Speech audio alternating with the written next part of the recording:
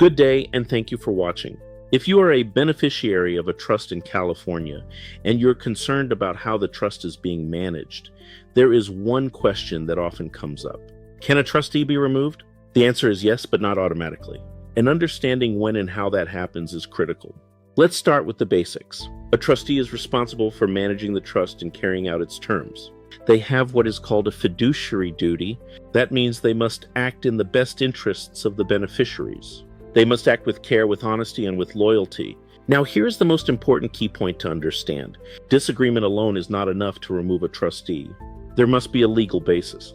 Let's talk about what that can include. One common reason is a breach of fiduciary duty. If a trustee mismanages assets, fails to act prudently, or uses trust property for personal benefit, that can be grounds for removal. Another issue is failure to provide information.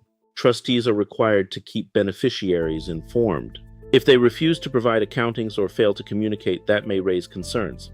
Now let's talk about conflicts of interest. If a trustee is in a position where their personal interests conflict with their duties, that can create problems, especially if those conflicts affect how the trust is managed. Now let's discuss the critical issue of hostility. In some cases, extreme conflict between a trustee and beneficiaries can interfere with administration of the trust. But again, conflict alone is not enough. The question is whether it affects the trustee's ability to perform their duties. Now let's talk about incapacity. If a trustee becomes unable to perform their responsibilities due to illness or other reasons, removal may be necessary. Now here's where many people make a mistake. They assume that if they are unhappy with the trustee, they can simply replace them. But removal usually requires a legal process. Let's talk about that process. In many cases, removal involves filing a petition with the court.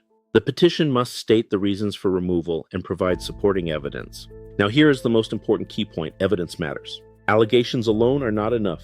You need documentation, accountings, communications, financial records, anything that supports your claim.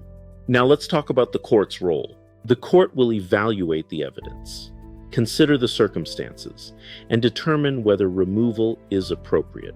This is not automatic, it is a legal determination. Now let's discuss what happens if a trustee is removed. The court may appoint a successor trustee, or follow the terms of the trust if a successor is already named. The goal is to ensure that the trust continues to be administered properly. Now let's talk about timing. If there are serious concerns, acting sooner may prevent further issues. But acting without sufficient evidence can weaken your position.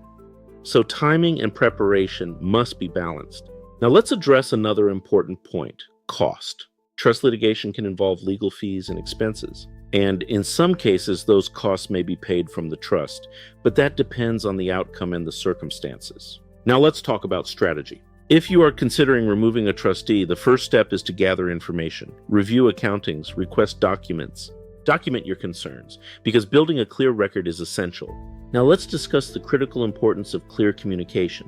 In some cases, issues can be addressed without court intervention.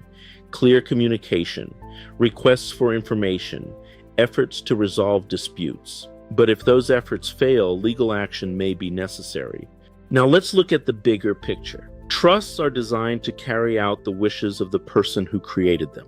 When a trustee fails to fulfill their role, it can undermine that purpose.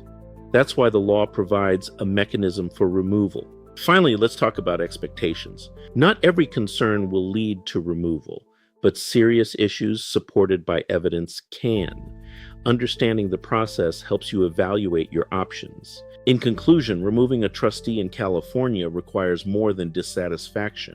It requires a legal basis, supporting evidence, and a formal process. If you believe a trustee is not fulfilling their duties, it is important to understand your rights and take appropriate steps. Call us at 888-888-6582. I'm Vince Davis, and we are all in this together.